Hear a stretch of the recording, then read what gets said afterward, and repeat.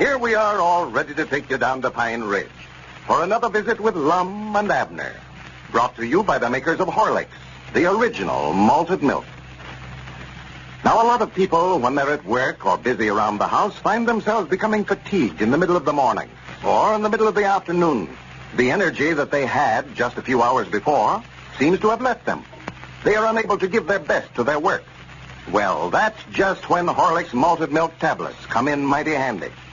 A few tablets dissolved in the mouth will renew the energy supply quickly, giving you new vitality.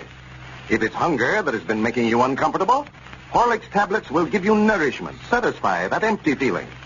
There's nothing like those delicious Horlicks malted milk tablets to help ward off fatigue or hunger. It's so easy, too, to carry Horlicks tablets with you, no matter where you are, shopping, motoring, at the office or the factory, or out in the open. Your druggist has Horlicks malted milk tablets in either the natural or the chocolate flavor. They come in a small 10-cent size flask, and in other larger sizes as well.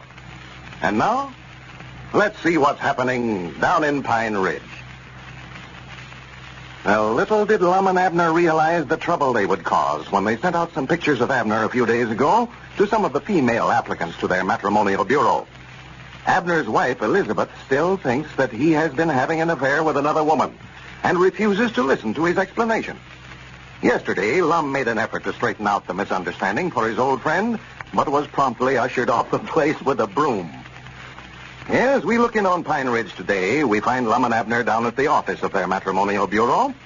Lum is trying to answer some of their many letters, while Abner still seems to be brooding over his domestic troubles. Listen. Let's see. Here's an order for a red-headed husband, 6 foot tall, about 40-year-old. Well, I believe we've got one just about fit that description. Lum, I reckon you could stand out there at the fence and sort of holler. Huh? I say, reckon you could stand out there at the fence and sort of holler at Lizabeth and explain things to her? Abner, I wish you'd hush up about that. I'm trying to answer some of these letters. This matrimonial bureau mail has been stacking up here for days. I don't care. Here's a letter from Roseville, Ohio. Feller says he's a young man, 66-year-old, looking for a life companion and helpmate. Oh, man. We don't say here what kind he wants. Ain't particular. That makes it easier. Mom, Dad, blame it all. I wish you'd put them letters down and listen to me. What is it you want, Abner? If you're still trying to argue me into going back over at your place and talking to Lizabeth, you can just forget it. That woman's unsafe to be around. Well, what all did you say to her yesterday? Nothing. She never gave me a chance. Followed me clean out there in the road, chunking rocks at me. Yeah, I know. We was looking out the window over here and seen her do that. The best thing for you to do is to stay over at my house till she sort of cools off some more. Well, I don't want to wear out my welcome over at your place, Mom. Granny, she'll wear out something worse than that for you if you go home. You never did tell her that there weren't nothing to that story about me going into the county seat the other night, huh? No, I told you I never got a chance to tell her nothing. She done all the talking. Yeah, she's generally all there does. It's hard to explain things to folks when they do all the talking that way. They just can't listen good for some reason or other. But now, Lum, you said yesterday that you'd guarantee to get her back in a good humor with me, and it's up to you to do it some way or other. Well, Abner, we may as well give up the idea of ever trying to explain it to her, for she won't give you a chance to talk. We've got to find some other way. Now, what other ways are they? Why, there ought to be lots of ways. There ought to be. If we could get her sympathy roused some way or other, get her to feeling sorrowful for you. Yeah. If you could get serious sick or something like that. You don't feel bad, do you? No, I feel all right. Why? Nothing. It won't work. Give me a little time. I'll study up some way to get you out of it. Yeah, I hope you do, Lum. It just don't seem right not having a home to go to no more. Lizabeth is a good woman at heart. She wouldn't harm a flea. Yeah, I don't know. If I was a flea, I wouldn't put too much confidence in her the way she's feeling now. Just to think, after all these years, never appreciated what a fine little woman I had. Never knowed what a good housekeeper she was till I started staying over at your place. Well, don't sit there and blubber about it. That ain't going to help none. Oh, just let me get caught up with our matrimonial mail here, and I'll sit down with you, and we'll study up some way to get you out of it. Well, now, Lum, there's bound to be a way to make Lizabeth listen to it. The only trouble, if we get you out of this scrape, she's going to be mad all over again when she finds out that Squire Skimp beat us out of the store here. Oh, yeah, she's going high in a kite when she hears that. Pearl called down here yesterday for some groceries, so I know that she don't know nothing about it yet. No. Lizabeth was to come in here and find these shelves all empty, she'd just about pull this place down on top of it. Well, they ain't plumb empty. I know the squire left a little stuff scattered around. No, they are. Stuff they couldn't sell, I reckon. Yeah, There's more. 2 or 3 bottles of pepper sauce up there, I noticed. Whole bolt of cheesecloth back in behind the counter there. Yeah, there's little stuff. Never left anything in the counter. Wait a minute. Huh? Here comes Cedric Weehund. Where? Yeah, the first time I saw him, quite a spell. Oh, and he's been bucking slabs down at the sawmill, I think. Yeah, I bet he found out by now that what a easy job he had when he's working down here for us. Well, come in, Cedric. Yeah, come in here, Cedric. You're sort of a stranger around here. Yes, Mom. I've been working pretty steady. Ain't had no time off to loaf, hardly. Hey, you ain't been fired, have you, Cedric? No, they just laid us off for a few days. The skidway's empty down there at the mill, and the weather's been so bad they couldn't get no logs in, so they just shut down till they get catched up. Uh-huh. Well, draw up a chair. Sit down there, Cedric. Excuse me while I go ahead here. I've got to answer this mail. Anything particular she's wanting, Cedric? Well, I just sort of wanted to talk to you fellas, sort of. Well, I heard you'd run the matrimonial bureau over here and sort of solving domestic problems for folks. well, we are, Cedric, but Lord me, undoubtedly you ain't got no domestic problems. You ain't married. No, but me and Gertrude Seastrunk fell out with one another, and I just thought maybe you fellas could give me some advice. Well, I don't know, Cedric. We'll help if we can, I'll say that. Well, what would you do, Mr. Abner, if you and Mrs. Peabody was having trouble? I don't know. It's just what I've been sitting here thinking about for a week, Cedric. Are you and Mrs. Peabody having family troubles with one another? Well, don't make no mention of it, Cedric, but we ain't getting along as well as we could. You ain't even on separating her, are you? Giving her a quitting? Oh, no, nothing as bad as that. It's just a misunderstanding. She just won't give me a chance to explain to her. Won't let me come on the place. You mean she won't even let you come home? No, she's acting awful mean about it.